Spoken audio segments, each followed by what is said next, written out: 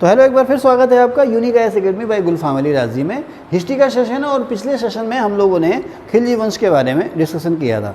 खिलजी वंश के बारे में ना केवल आपको पूरा डिस्क्रिप्शन दिया बल्कि सारी चीज़ें बोर्ड पर मैंने आपको नोट्स की शक्ल में दे भी दी थी। अब हम लोग आ गए हैं तुगलक वंश की तरफ को, जिसका फाउंडर था गयासुद्दीन तुगलक। अच्छा, जब भी हम तुगलक वंश की बात करते हैं ना, तो ज़्यादातर जो हमारी नज़र जाती है वो जाती है मोहम्मद बिन तुगलक की तरफ को, कि साहब वो पागल बादशाह था और उसकी जो 4-5 योजनाएं हैं जिनका जिक्र जियाउद्दीन वर्नी वगैरह ने किया है, जैसे कि राजधानी को बदलना, दिल्ली से कहाँ ले गया था राजधानी, दौलताबाद, है ना, नई टकसाल का प्रयोग, यानी कि जो उसने नए तरह के सिक्के चलाए थे। इसके अलावा खुरासान और कराची विक्ट्री मिशन और भी बहुत सारी चीज़ें हैं। कृषि विविधीकरण, यानी कि तरह तरह की फसलों को उगाना, दोआब में टैक्स को बढ़ा देना। दोआब का मतलब क्या है?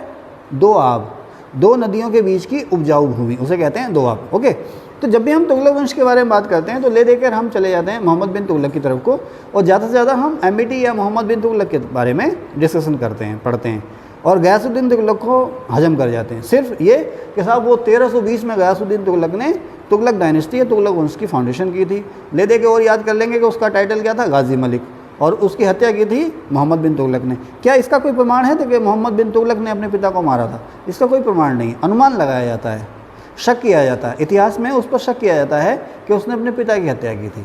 लेकिन हम लोग गयासुद्दीन तुगलक के बारे में और बहुत सारी चीज़ें पढ़ते नहीं हैं, लेकिन ये गलत है। तो गयासुद्दीन तुगलक के बारे में पहले जान लेते हैं, उसके बाद चलते हैं मोहम्मद बिन तुगलक की ओर को, ठीक है। तो 2-4 बातें हैं। गयासुद्दीन तुगलक का उभार जो है वो अचानक नहीं हुआ है, लेकिन वो गद्दी का लीगल वारिस नहीं था। आपको पता है 1316 में अलाउद्दीन खिलजी की मौत हो गई। उसके बाद उसके कुछ वारिसों ने राज किया, 1-8 महीने तक मलिक कफूर ने भी राज किया। अल्टीमेटली खिलजी वंश का जो आखिरी राजा था वो था मुबारक खिलजी, जिसकी मौत हो गई सन 1320 में। ठीक, अब 1316 से 1320 का जो समय था, ये समय कुछ कुछ वैसे ही होने लगा जैसे कि बलबन की मौत के बाद था। बलबन की मौत के बाद और जलालुद्दीन खिलजी के सुल्तान बनने से पहले तक का, यानी कि जो राजवंश या राजगद्दी थी वो अस्थिर हो गई थी। सुल्तान की या सत्ता की या विरासत की कुछ भी कोई सर्टिफिकेट, कोई भी वजूद रह नहीं गया था, एक के बाद एक नए सुल्तान बने जा रहे थे। ऐसे समय में जो उस समय के सल्तनत के जो सरदार थे, अब यहीं पर एक सरदार का मतलब सिख संप्रदाय से नहीं है। यहाँ पर जैसे आप लोग सुनते हैं ना, मुस्लिमों में बहुत सारे नामों के आगे अमीर लिखा रहता है ना, अमीर कहता है ना, अमीर। उसी तरह से सरदार, एक शब्द और आता है सामंत। क्या शब्द आता है? सामंत। सिपह सलार भी आता है। वैसे सिपह सलार का मतलब तो है सेनापति या कमांडर। मनसबदार एक शब्द आता है, और आजकल एक शब्द आता है नौकरशाह। नौकरशाह या नौकरशाही, कैबिनेट मंत्री। तो यहाँ पर सरदार या अमीर शब्द का अर्थ है राजधानी में या शासन में ऊंचे ऊंचे प्रभावशाली पदों पर बैठे हुए लोग, ठीक है। जैसे आजकल अभी क्या है, आज 23 अप्रैल है ना, इलेक्शन हो रहा है, तो हमारे प्रधानमंत्री कौन है? आदरणीय नरेंद्र मोदी जी प्रधानमंत्री हैं। अच्छा, आप देखें जो कद्दावर खास नेता हैं इस समय केंद्र सरकार में, स्मृति ईरानी जी, है ना, स्मृति ईरानी, राजनाथ सिंह, अमित शाह जी और एस जयशंकर जी, नितिन गडकरी जी, है ना। इसके अलावा हालांकि केंद्रीय मंत्री तो नहीं है, लेकिन योगी जी जैसे प्रभावशाली नेता हैं जिनका जनता पर और पार्टी पर दोनों पर ही असर है, ठीक है। तो इसी तरह के लोग उस समय भी होते थे जिनका जनता पर भी असर होता था और अपनी जो सल्तनत है, अपना जो एम्पायर ऑर्गेनाइजेशन है, उस पर भी असर होता था। इन्हें आप अमीर भी कह सकते हैं, सरदार भी कह सकते हैं। मुगलों ने इनको नाम दिया मनसबदारों का। तो अब ऐसे समय में जब अलाउद्दीन खिलजी के मरने के बाद जो सुल्तान की जो पावर थी वो कमतर होती जा रही थी, उसकी पावर कमतर होने की वजह से सेना की जो कुशलता है या सेना की जो मजबूती है उस पर असर पड़ रहा था। मंगोलों के हमले फिर से बार बार होने लगे, चोर डकैती, लूट मार आम हो गई। तो ऐसे में इस सल्तनत को बरकरार रखने के लिए, न केवल बरकरार रखने के लिए बल्कि इसको और फैलाने के लिए सल्तनत के खास अमीरों और सरदारों ने अब गयासुद्दीन तुगलक को इन्वाइट किया कि भाई आइए और आप सुल्तान बनिए। अब तक सल्तनत में जितने भी सुल्तान बने थे, सरदारों की राय पर सुल्तान बनने वाला ये दूसरा पर्सन था। लेकिन अगर मैं कहूँ आम राय, तो आम राय के आधार पर सुल्तान बनने वाला ये पहला पर्सन था, क्योंकि कुतुबुद्दीन ऐबक की मौत के बाद उसका बेटा आराम शाह राजा बना था।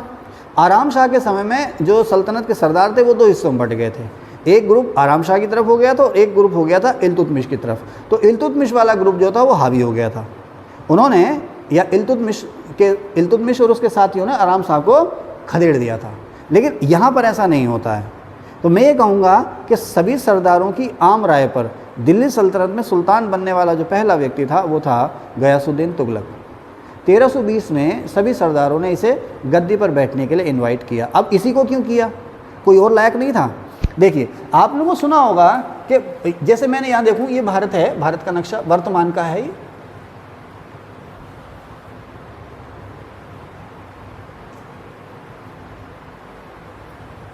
यहाँ पर आप देखें तो जम्मू कश्मीर और आपका ये पंजाब, राजस्थान,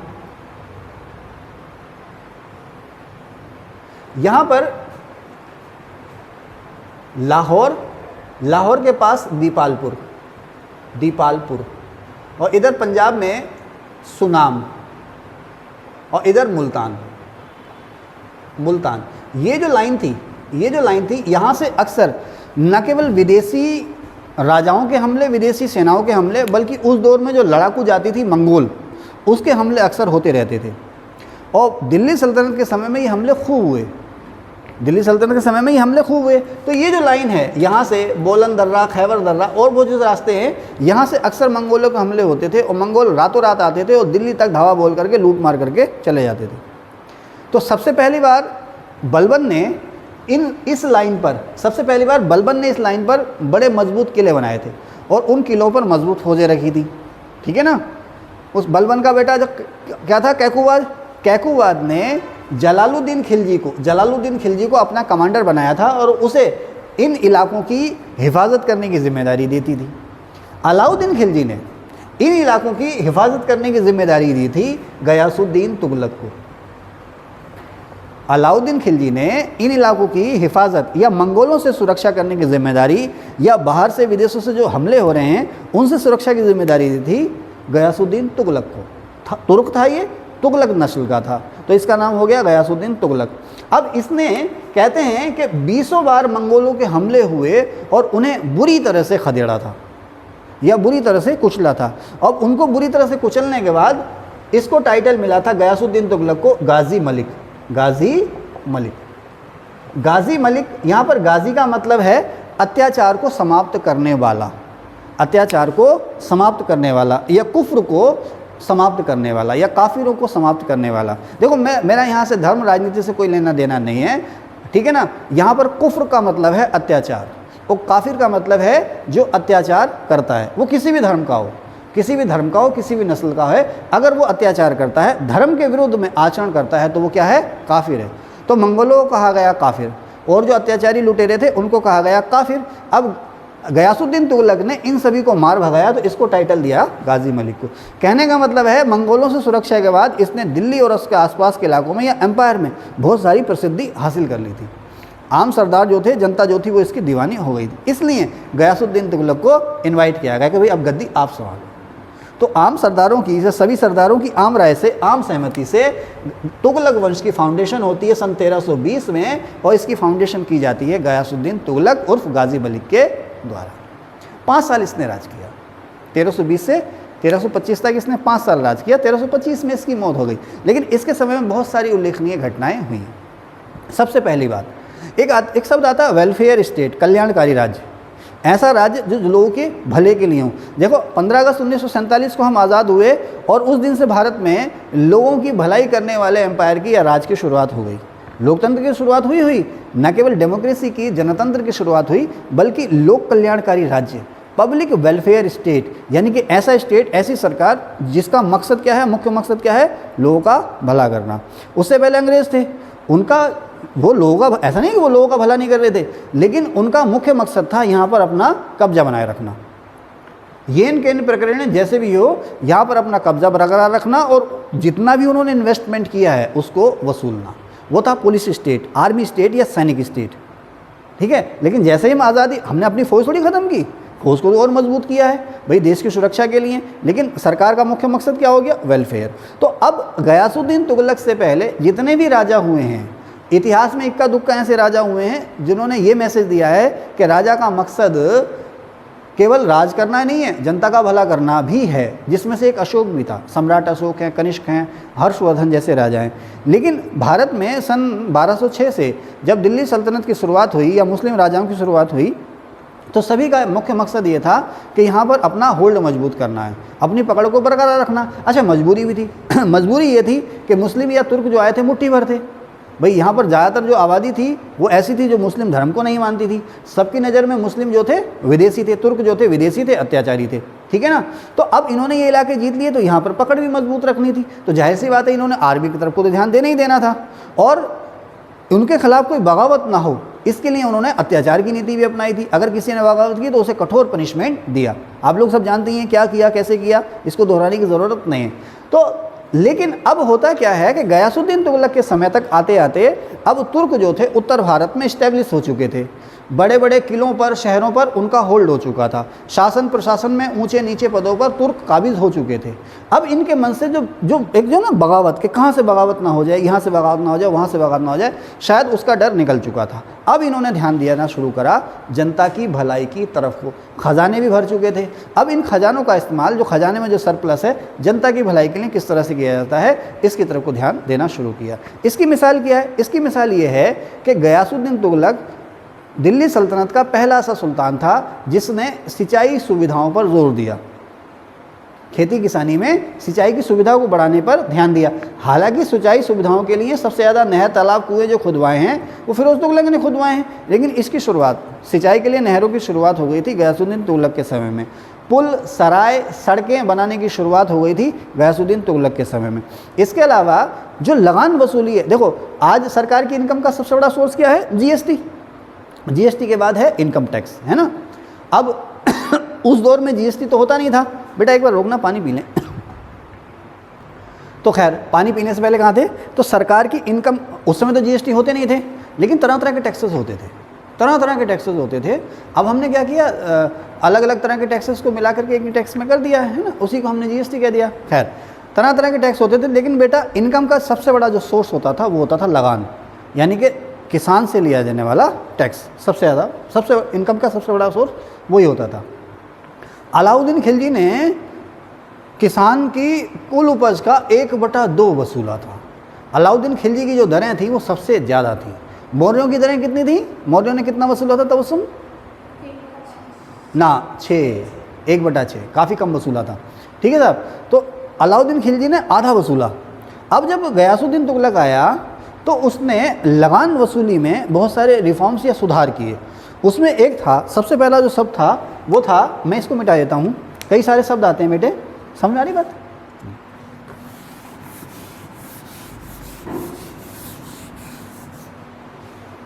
एक शब्द आता है रस्म मियान। रस्म मियान, तलवार वाली मियान नहीं, या हाल हासिल, हाल ए हासिल, हाल हासिल, या जमा दामी, जमा दामी।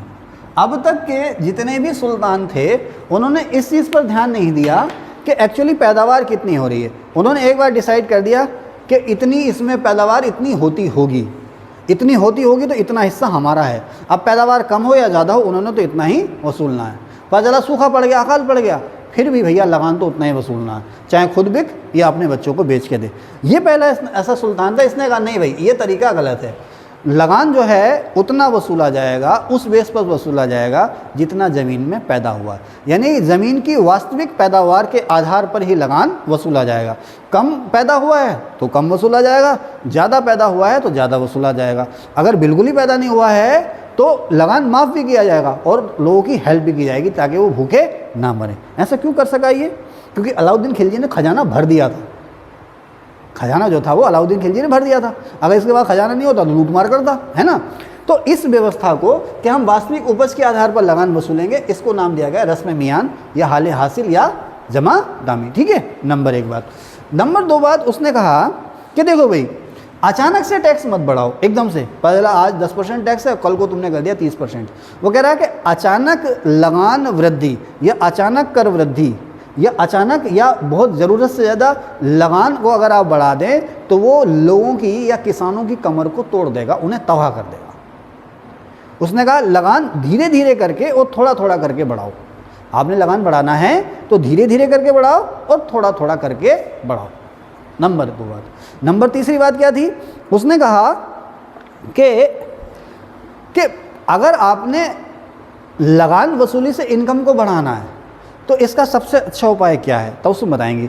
उसने कहा अगर आपने लगान जो आप वसूल रहे हैं, आप सोच रहे हैं कि हमें ज़्यादा से ज़्यादा लगान मिले, उसका सबसे अच्छा उपाय क्या है?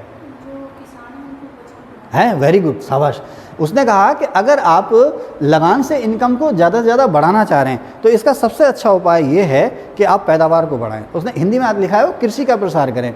इसका मतलब ये है आप पैदावार को बढ़ाएं, न केवल लगान की दर बढ़ाने पर ध्यान दें आप, बल्कि एक्चुअल आप ध्यान दें किस पर? पैदावार को बढ़ाने पर। अगर पैदावार ज़्यादा होगी तो आपको हिस्सा ज़्यादा मिलेगा।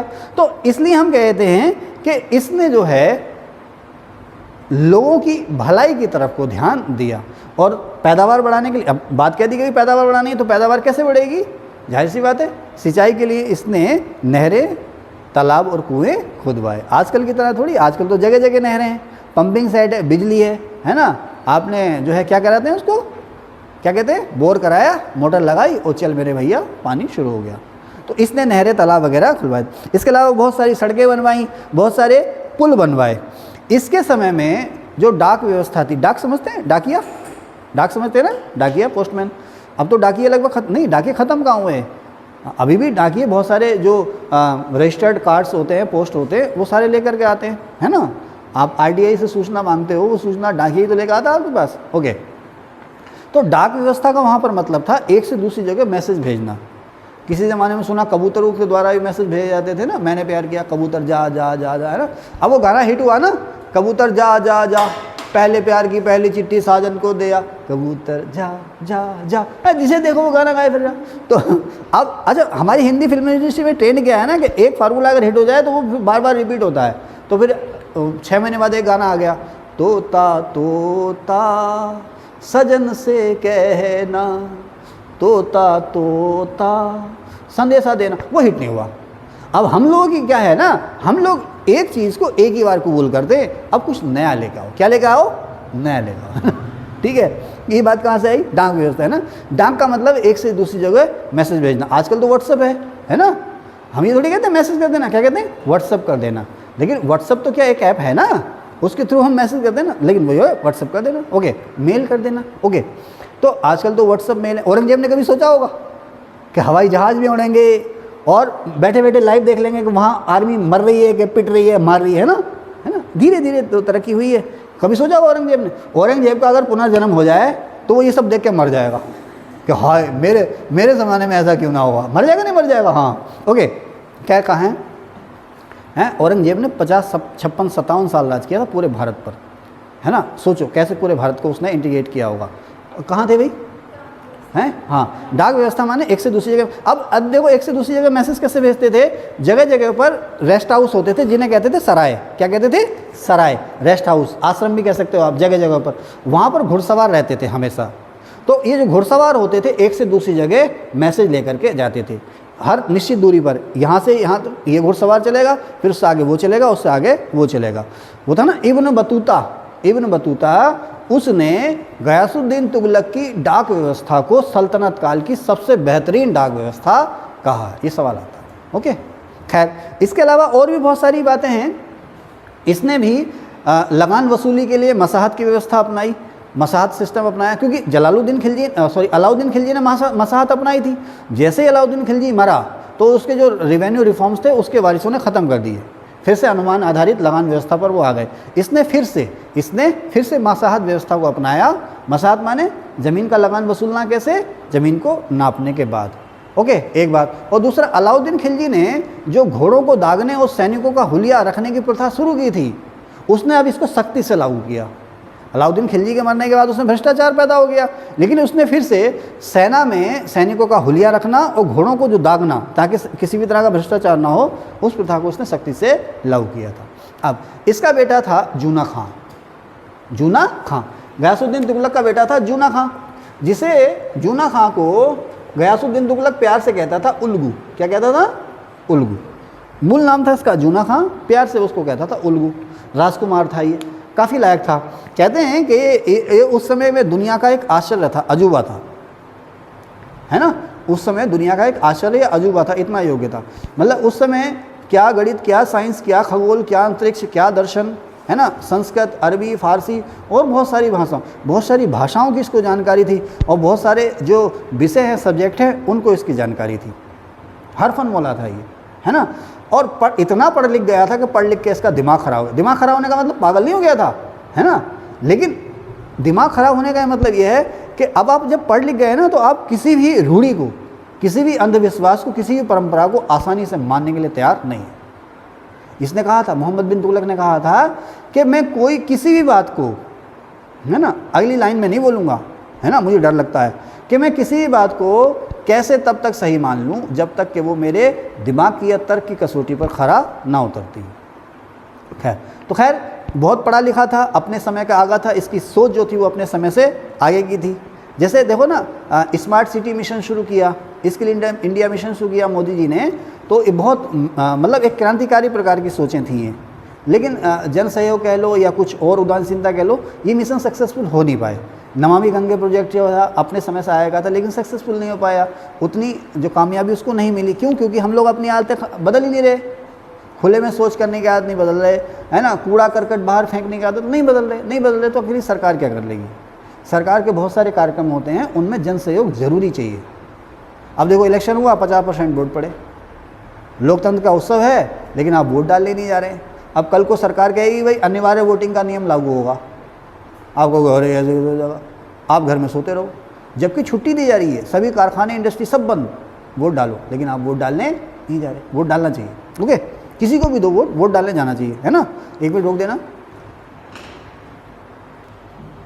आप साहब, जहांगीर को बड़ी जल्दी थी सुल्तान बनने की। आप कहोगे जहांगीर कहाँ से आ गया तुगलक पढ़ते पढ़ते? हाँ, जहांगीर को बड़ी जल्दी थी, और जहांगीर का बेटा था खुसरो, उसे ही बड़ी जल्दी थी, तो खुर्रम को भी बड़ी जल्दी थी, अपने पिता को मारने को तैयार थे ये। जहांगीर का बेटा था खुसरो, सबसे बड़ा बेटा था। एक्चुअली क्या हुआ, अकबर का सबसे बड़ा बेटा जहांगीर हुआ, शहजादा सलीम, है ना, अनारकली सलीम तुम्हें मरने नहीं देगा और हम तुम्हें जीने। देखिए मुलाजिम, है ना, आवाज़ थोड़ी भारी करने की कोशिश तो की, लेकिन पृथ्वीराज कपूर साहब की तुलना में भारी हुई नहीं। खैर, सुना है ना, शहजादा सलीम। तो जो शहजादा सलीम है, अब लाडला बेटा था, अक्सर लाडले बेटे बिगड़ जाते हैं, बिगड़ जाते हैं ना। हाँ भाई साहब, अक्सर लाडले बेटे, तो बच्चों को थोड़ी सी, अब ये नहीं कि मारपीट नहीं करनी है, लेकिन बच्चों को मन में थोड़ा सा भय होना चाहिए कि भाई अब कुछ गलत कर रहे हैं तो मम्मी पापा की नज़र हमारे ऊपर है ना। हाँ, खैर वो अलग चीज़ें, सामाजिक समस्या हैं। तो भैया सलीम लाडले बेटे थे, शराब हद से ज़्यादा पीने लगे, हद से ज़्यादा शराब पीने लगे, और बाकी आप जानते हैं, कभी अनारकली तो कभी नूरजहां, कभी शाह बेगम तो कभी ये बेगम तो कभी वो बेगम। अब भैया अकबर जो था सुल्तान बन, अकबर की शादी वही 16-17 साल की उम्र में हो गई थी, और 20-21 साल की उम्र में जहांगीर पैदा हो गया। अब जहांगीर हो गया 50 साल का, 55 साल का, अकबर पूरा हट्टा कट्टा, अब वो परेशान है कि यार मुझे सुल्तान बनना, मुझे राजा बनना है ना। भाई आपके पापा बड़े रिच हैं, बड़े रिच हैं, आपके बड़े भैया बड़े रिच हैं, डंका बजता आपके पापा नाम का, लेकिन आपका डंका पापा के सामने हो जाता है ना, आपकी चलती नहीं। अब आपके सामने एम्बिशन आ गई कि यार ये काम मेरे हिसाब से होना चाहिए था, आपने कर दी बगावत।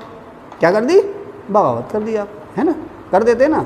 अब पापा ने कर दिया बेदखल, जाओ टहलो, है ना, टहलने वाला समझते हो ना, हो जाओ पैदल, है ना। ओके, तो अब जहांगीर को बड़ी जल्दी थी बादशाह बनने की, तो बार बार बगावतें करता रहा, बहुत परेशान हो गया। जहांगीर का बेटा था खुसरो। कहते हैं कि अकबर जो था जहांगीर की हरकतों से और उसकी नालायकी से तंग आकर के खुसरो को बनाना चाह रहा था राजा, है ना। खुसरो ने बगावत भी कर दी थी, खुसरो ने बगावत भी कर दी थी, लेकिन अल्टीमेटली जहांगीर ही राजा बना था। और खुसरो को किसने मारा था? खुसरो को किसने मारा बाद में? खुद राजा बनने के लिए खुर्रम, खुर्रम माने शाहजहां ने, ठीक है। तो आप कहोगे सर तुगलक पढ़ाते पढ़ाते वहाँ कहाँ से आ गए? तो मैं आपको बताता हूँ, मोहम्मद बिन तुगलक जो था उसे बड़ी जल्दी थी अब सुल्तान बनने की।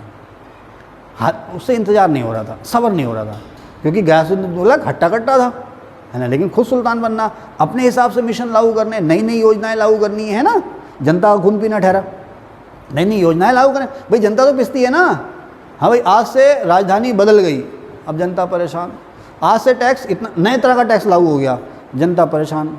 हाँ भाई, आज से नए तरह की खेती किसानी शुरू होगी, जनता परेशान, जनता परेशान। अब भाई खुरासान और कराचिल, कुआं गढ़वाल की पानी, यहाँ पर हमला करेंगे, अब मर गए सब सारे सारे, जनता परेशान। नए तरह के सिक्के चलाएंगे, है ना, नए तरह के सिक्के चलाएंगे, जो वर्तमान सिक्के हैं वो बंद, अब जो है नए सिक्के चलेंगे, जनता परेशान। जनता इतनी परेशान हो गई कि जब ये मरा, मोहम्मद बिन तुगलक मरा, तो इसकी मौत पर एक इतिहासकार ने कहा है कि राजा को उसकी प्रजा और प्रजा को अपने राजा से मुक्ति मिल गई। लेकिन ये बातें हम अभी बाद में करेंगे। सबसे पहले वो हम उस घटना का जिक्र करेंगे जो इस पर आरोप लगता है कि इसने अपने पिता को मारा था। हुआ ये कि एक खुसरो खां होता है दिल्ली में। क्या होता है? खुसरो खां दिल्ली में होता है। उसने अपना बहुत सारा पैसा उस समय दिल्ली में प्रसिद्ध सूफी संत हज़रत निज़ामुद्दीन औलिया को दे दिया, लेकिन वो मर गया। वो क्या हो गया? मर गया या पलायन कर गया, जो भी हो। गयासुद्दीन तुगलक के रडार पे था वो। गयासुद्दीन तुगलक चाह रहा था वो पैसा गया कहाँ? हज़रत निज़ामुद्दीन औलिया के पास में वो पैसा गया कहाँ? गयासुद्दीन तुगलक को ये लगने लगा कि ये जो निज़ामुद्दीन औलिया हैं, हज़रत निज़ामुद्दीन औलिया हैं, उसके खिलाफ साजिशें कर रहे हैं। किसके खिलाफ? गयासुद्दीन तुगलक के खिलाफ साजिशें कर रहे हैं। लेकिन वो सूफी संत थे, फक्कड़ संत थे, चिश्ती संत थे। और चिश्ती संत जो थे उन्होंने हमेशा फक्कड़ जीवन में ही भरोसा किया है। गयासुद्दीन तुगलक ने उस पैसे का हिसाब मांगा इनसे, निज़ामुद्दीन औलिया साहब से, हज़रत निज़ामुद्दीन औलिया से। तो उन्होंने कहा भाई मेरे पास वो पैसा नहीं है, मैंने सब वो गरीबों में बांट दिया। गरीबों में कैसे? कैश थोड़ी बांटा, लंगर चलते थे। आज भी आप देखेंगे ना, बहुत सारे मंदिर, मठ, मदरसे, मस्जिदें, आश्रम होते हैं ना, खानकाएं, लंगर चलते रहते हैं। गरीब लोगों के लिए भोजन की व्यवस्था वहाँ पर होती रहती है। तो खैर जो भी है, उस समय दिल्ली के प्रसिद्ध सूफी संत थे हज़रत निज़ामुद्दीन औलिया। गयासुद्दीन तुगलक इनसे नाराज़ था। ओके, नंबर एक बात। अब होता क्या है कि 1324-25 में गयासुद्दीन तुगलक जो था बंगाल मिशन पर गया था। मैंने आपको बताया ना कि अलाउद्दीन खिलजी के अलावा अन्य जितने भी सुल्तान थे, बंगाल कभी सल्तनत के हाथ में आता था, दिल्ली के हाथ में कभी निकल जाता था, कभी हाथ में आता तो कभी हाथ में से निकल जाता था। गयासुद्दीन तुगलक गया हुआ था बंगाल मिशन पे, और बंगाल मिशन पे उसने मैसेज भेजा कि जब मैं दिल्ली आऊँगा तो मैं हज़रत निज़ामुद्दीन औलिया से हिसाब किताब करूँगा। जैसे वो धमकी होती है ना, देख लूँगा, होती है ना धमकी, देख लूँगा। तो बहुत से लोग कहते हैं भाई कब देखेगा, अभी देख ले, इंतज़ार क्या है, होता है ना ऐसा। हाँ, फिल्मी डायलॉग है। तो उसने मैसेज भेजा एक तरह से कि साहब मैं देख लूँगा। अच्छा, हज़रत निज़ामुद्दीन औलिया के सबसे ख़ास जो चेले मुरीद थे वो थे अमीर खुसरो, हज़रत अमीर खुसरो। ठीक है।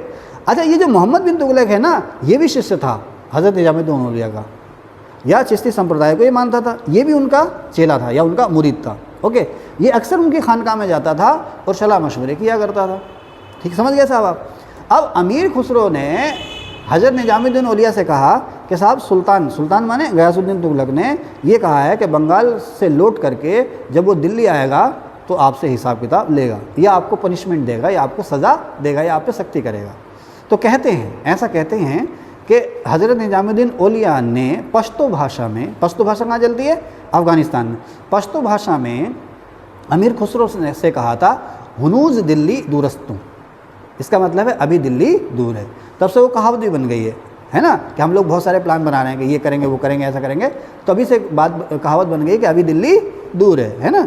जैसे आजकल IPL चल रहा है ना, आपने एक ओवर में 2 विकेट लगाए, हाँ मज़ा आ गया, अब तो जीत गए। लेकिन भाई अभी पीछे बल्लेबाज और बैठे हैं, अभी दिल्ली दूर है। और T20 2 ओवर में गेम पलट जाता है ना, 2 ओवर में गेम पलट। मैच देखती हो? अरे देखा करो, 7:30 बजे शुरू हो जाता है। अभी IPL ख़त्म होगा तो वर्ल्ड कप शुरू हो जाएगा, T20 वर्ल्ड कप। एक मैच सुबह 6 बजे और एक मैच शाम को 9 बजे। वाह, मज़े ही मज़े। और जैसे ही वो ख़त्म होगा, लंका प्रीमियर लीग शुरू हो जाएगी। जैसे ही लंका प्रीमियर लीग ख़त्म होगी, कैरेबियन प्रीमियर लीग शुरू हो जाएगी। जैसे ही कैरेबियन प्रीमियर लीग शुरू हो जाएगी, हमारे यहाँ मुश्ताक अली ट्रॉफी, तमिलनाडु में ट्रॉफी, और भी बहुत सारी। जैसे ही वो ख़त्म होगी, साउथ अफ्रीका लीग शुरू। जैसे ही वो ख़त्म होगी, दुबई इंटरनेशनल लीग शुरू। जैसे ही वो ख़त्म, बांग्लादेश प्रीमियर लीग शुरू। जैसे ही वो ख़त्म, पाकिस्तान सुपर लीग शुरू। उसके बाद फिर IPL, और फिर अगले साल पाकिस्तान में चैंपियंस ट्रॉफी। मज़े ही मज़े। जानते हो क्रिकेट देखते हो? अरे क्रिकेट देखो, जो क्रिकेट नहीं देखता वो कुछ नहीं देखता। क्रिकेट देखो भाई साहब, जो क्रिकेट आप तो मतलब कितनी अच्छी दुनिया में हम लोग जी रहे हैं। बहुत सारे ऐप हैं, जेब में मोबाइल हो, कहीं भी शुरू हो जाओ, है ना। हाँ, लेकिन यह है कि मन सही होना चाहिए। क्या होना चाहिए? मन सही होना चाहिए। अगर मन उदास है तो फिर कोई क्रिकेट नहीं होता। कहाँ थे? हाँ, तो उन्होंने कहा कि अभी दिल्ली दूर है। ठीक है, उन्होंने कहा कि अभी दिल्ली दूर है, यानी कि अभी वो यहाँ नहीं है, अभी देखते हैं क्या होता। खैर, अब होता यह है कि गयासुद्दीन तुगलक वापस आता है। अब गयासुद्दीन तुगलक ने तब उसमें कौन सा नया शहर बसाया था दिल्ली में? मुगलपुर या मंगोलपुरी तो जलालुद्दीन खिलजी ने बसाई थी। तुगलकाबाद, है ना। दिल्ली के पास ही उसने, दिल्ली में ही एक नया मोहल्ला, नया शहर बसाया था, तुगलकाबाद। वहाँ पर जो किला था उस किले का नाम क्या था? छप्पन कोट। तुगलकाबाद शहर जो बसाया था, आज भी है दिल्ली में, गयासुद्दीन तुगलक ने बसाया था, वहीं पर उसकी राजधानी थी, उसी में उसने किला बनाया था छप्पन कोट। अब इस तुगलकाबाद से 4 मील दूर, 4 मील का मतलब लगभग 8 किलोमीटर, 8 किलोमीटर से थोड़ा कम, एक और दिल्ली में बस्ती थी अफगानपुर। कौन सा पुर? अफगानपुर। अब ये सब चला बंगाल से, बंगाल, दिल्ली यहाँ पर है, तुगलकाबाद यहाँ पर है, यहाँ पर है अफगानपुर। तुगलकाबाद से 4 मील की दूरी पर यहाँ पहुँचा वो। यहाँ अफगानपुर में गयासुद्दीन तुगलक के वेलकम के लिए एक बहुत बड़ा महल बनाया गया था MBT के द्वारा, मोहम्मद बिन तुगलक के द्वारा। जैसे आजकल होता है ना, रैली वैली होती है, बड़े बड़े मंच सजाए जाते हैं ना, पंडाल लगाए जाते हैं, सजाया जाता, फिर उसमें नेता आते हैं, भाषण देते ना, कभी कभी पंडाल गिर भी जाते हैं, है ना। तो अब ये कहते हैं कि जो महल बनाया गया अफगानपुर में मोहम्मद बिन तुगलक के द्वारा, वो लकड़ी का था, लकड़ी से बनाया था, एकदम से ईंटों से तो बनता, लकड़ी का एक विशाल मंडप कह लें या पंडाल कह लें या महल कह लें, वो बनाया गया था गयासुद्दीन तुगलक के वेलकम के लिए। फ्राइडे का दिन था उस, ठीक है ना, जुमे का दिन था वो। अब गयासुद्दीन तुगलक जब आया उस महल में तो पूरे हाथी लाओ लश्कर के साथ आया था, सुल्तान हाथी पर बैठा हुआ था, उसने उस पंडाल में हाथी पर बैठे बैठे एंट्री करनी थी। इससे पहले कि सुल्तान उस महल में घुसता, उस महल में प्रवेश करता, उस महल का या उस लकड़ी के पंडाल का जो डिज़ाइनर था वो था मलिक अयाज। क्या नाम था? मलिक अयाज। मलिक अयाज और ख़ुद शहज़ादा मोहम्मद बिन तुगलक या जूना खां, वो और उसके और जो खासम खास थे, वो चले गए फ्राइडे की दोपहर की नमाज़ पढ़ने के लिए या जुमे की नमाज़ पढ़ने के लिए वो चले गए। उनके पीछे हादसा हो गया। जैसे ही सुल्तान गयासुद्दीन तुगलक उस लकड़ी के पंडाल में एंट्री करता है, जैसे ही हाथी एंट्री करता है, वैसे ही वो महल जो है वो गिर जाता है। कहते हैं कि उसका डिज़ाइन इस तरह से था कि जैसे ही हाथी इसमें घुसेगा ये पंडाल जो है वो गिर जाएगा। पंडाल गिर गया, लकड़ी का महल भरभरा कर गिर गया और उसमें सुल्तान गयासुद्दीन के साथ साथ और भी बहुत सारे लोग मारे गए। अब इतिहासकारों को या उस समय के लोगों को ये शक हुआ कि यार ये नमाज के बहाने ये लोग यहाँ से क्यों चले गए, और ये क्यों MBT और उस महल का डिज़ाइनर और उसके जो खासम खास लोग थे यही क्यों गए, दूसरे लोग क्यों नहीं गए। इसका मतलब इन्हें पता था कि इसमें हाथी जब आएगा तो ये महल गिर जाएगा, एक बात। दूसरी बात, महल का डिज़ाइनर कौन था? मलिक अयाज। अब सुल्तान मर गया, अब जो बेटा है, अक्सर उस समय का जो दौर था कि भाई तेरी वजह से सुल्तान मर गया, तेरी वजह से मेरा पिता मर गया, लेकिन बजाय इसने उस डिज़ाइनर को मारने के, जब ये सुल्तान बना तो उसे अपने साम्राज्य में विशेष पदवी दी, विशेष मंत्रालय या विशेष पद दिया। उससे शक होता है कि मामला गड़बड़ था। अब यहीं पर हज़रत निज़ामुद्दीन औलिया जो हैं, उनका आया था भाई इस साजिश में वो भी शामिल हो सकते हैं, क्योंकि उन्होंने कहा था कि अभी दिल्ली दूर है और MBT जो है इनका मुरीद भी है। हालांकि हज़रत निज़ामुद्दीन औलिया बहुत ही पाक, नेक और शरीफ आदमी थे और उनके मुरीद आज ही फैले हुए, उनके मुंह से भले ही ऐसे निकल गया हो, हम उन पर आक्षेप नहीं कर सकते, लेकिन कुछ इतिहासकार कहते हैं कि हो सकता है वो भी इस साजिश में शामिल है, जो भी है। तो इस हिसाब से जो है कि मोहम्मद बिन तुगलक को दोषी माना जाता है किसकी हत्या में? अपने पिता की हत्या में। अब वारिस कोई और था नहीं, जब गयासुद्दीन तुगलक मर गया तो जाहिर सी बात है अब राज तिलक किसका होना है? जूना खां का होना, शहजादे जूना खां का होना। 1325 में जूना खां जो है अब सुल्तान बनता है और उसने अब सुल्तान बनने के बाद टाइटल लिया मोहम्मद बिन तुगलक का, मोहम्मद बिन तुगलक का। अब ये तो हो गया साहब सुल्तान, लेकिन जो प्रिंस है, प्रिंस यानी कि शहजादा जूना खां, जो कि अभी सुल्तान नहीं बना, इसका नाम एक और अचीवमेंट है। वो अचीवमेंट ये है, आपने सुना होगा ना तेलंगाना, तेलंगाना, तेलंगाना जानते हैं ना, मैप बनाने की ज़रूरत नहीं है। तेलंगाना का पुराना नाम क्या है? वारंगल। तेलंगाना का पुराना नाम क्या है? वारंगल, ठीक है ना। एंशिएंट एज में ये जाना जाता। तेलंगाना किससे अलग होकर के नया राज्य बना? आंध्र प्रदेश से।